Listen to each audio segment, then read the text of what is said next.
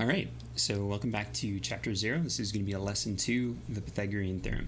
So we're going to go through something kind of special. You might have covered this in 8th grade, depending on exactly who your 8th grade teacher was, but this is usually something that we cover in Algebra 1 that is kind of necessary for what's coming up next. So we're going to talk about it today. So the Pythagorean Theorem, first and foremost, the very first thing that you need to know is that this only applies to right triangles. Make sure that you write that somewhere. This doesn't apply to every triangle. It only applies to right triangles. And if you don't know what a right triangle is, glad you asked. Let's find out. That was probably very loud for you. Only applies to right triangles. So a right triangle, just so you know what it looks like, has one side that is a 90-degree angle and two sides that are not 90-degree angles. Now, there's a few very specific terms that we need to know for right triangles. The side that has the angle that is 90 degrees gets marked with this kind of box-looking thing. And then the three sides have specific names. If you draw a line out from the intersection of that 90-degree angle, whichever side you would hit, so in this case I would hit this side here, this is called the hypotenuse. The hypotenuse is going to be the longest side in any right triangle. Now the other two sides, we're going to give them extra names a little further on in this chapter, but for now we're just going to call them legs. So this is a leg here, leg here. I could also, if I'm giving them letters, the hypotenuse always gets the letter C, and the legs can be A or B interchangeably. I'm going to call this one A and this one B, because, I don't know, that's how I'm feeling today. The Pythagorean theorem is about how these three sides interact with each other, and this is kind of a law of nature. If I were to take any right triangle ever created and measure side A and side B, the measure of side A squared plus the measure of side B squared is going to be equal to the measure of the hypotenuse squared. I'm going to call that C. So this is seems kind of weird, but we can use it in a lot of real world situations, as if the world you're in right now isn't real. So what we're going to do is we're going to talk about, let's say that you are making, I don't know, like a lean-to or like a wood shed. So you've got your house here, or maybe you're doing it up against a shed, and you've got this wall here, and you've got the ground, and you want to know how long this board that connects the ground to the shed needs to be, because you need to, actually make it. Let's say that you want this board to go, let's make our math not super easy. Let's say you want it to go 8 feet up the wall, and you want it to be able to go, let's say, man, I keep trying to make the math easy for you guys. Let's say you want to make it go 7 feet out, and you need to know how long this board is going to be. Now, again, playing off of what we learned last week, or last lesson, I'm going to give you the ability to make an estimate or an approximate answer. So I'm going to say approximately,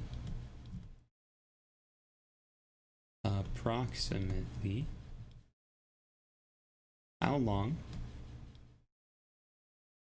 does this board here, and I'm going to mark it with a C, you can use whatever, that was probably loud, whatever letter you want, X, Y, Z, how long does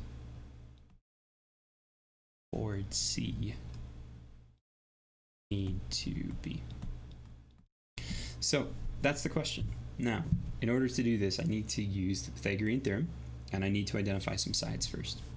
So the 90-degree angle, hopefully, is going to be the side that the shed makes with the ground. It's not going to be exactly 90. It could be less than 90. Hopefully it's not more than 90, but we're going to say it's 90 degrees. Now I need to know which of these three sides is the hypotenuse. So if I start at the vertex of the 90-degree angle, it's a special geometry term, vertex, where the two sides intersect, and draw a line out, whichever side I would touch, this one, is the hypotenuse, meaning it's the longest side. And that makes 8 and 7 both the legs. And I can call them A or B interchangeably. I'm going to call, this time just for variety, I'm going to call the 8-foot side B and the 7-foot side A. So if I want to know how long that board needs to be, again, I can put it into the Pythagorean theorem. And the theorem says a squared plus b squared is equal to c squared. So a in this case is 7 squared. B in this case is 8 squared is going to be equal to c squared, which I don't know what that is yet. But we learned about square roots last lesson, so we can use that to help us. Now 7 squared is 49. 8 squared is 64. This is going to be equal to c squared. 49 plus 64 is, let's see, 113. Now here's where this approximately comes in. You can use your calculator to find a decimal approximation of this. So to find out what c is, I need to undo a square, which means I need to find the square root. So if I square root both sides, if I square root a perfect square, that leaves just c. And then on the other side, I have the square root of 113. And square root of 113 is somewhere between 10 and 11, because the square root of 10 is 100, the square root of 11 is 121. So I'm going to make an approximation here. I'm going to say this is 10.4, and because I don't have my calculator in front of me, I'm going to check my calculator. I'll be right back. That's my cat, Yoda. Okay.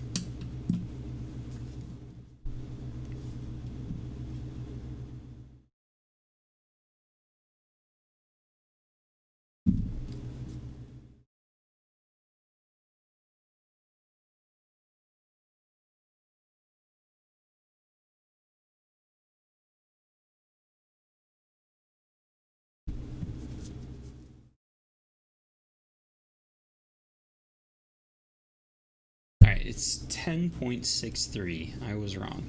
Now, a few things about this class. You want to make sure that if you're making an approximation like this with decimals, like if you're, say, making a decimal approximation of a fraction or of a square root, you want to go 2 decimal places unless told otherwise by the instructions. So in this case, that would be 10.63. And then again, this is a word problem, so you want to make sure you're always giving a unit. If you just tell somebody it needs to be 10.63, they might be able to infer that you mean feet, but if you talk to a Canadian, they're going to make you this ridiculously long board. So we're going to say 10.63 feet so that we're nice and clear. All right, now let's take a look at another example of this. This one is going to be a little less quote-unquote real-worldy, but it's going to still use the Pythagorean theorem. So let's say we have a triangle here, and I'm going to draw this one so it's not quite as easy to tell as the last one was. So here we go. We've got this triangle here. I'm going to label one side x. Oops, I need to switch back to my pen. I'm going to label one side as being 8 and another side as being 12. And I'm not giving any kind of units here. And for this one, I need to find the exact answer.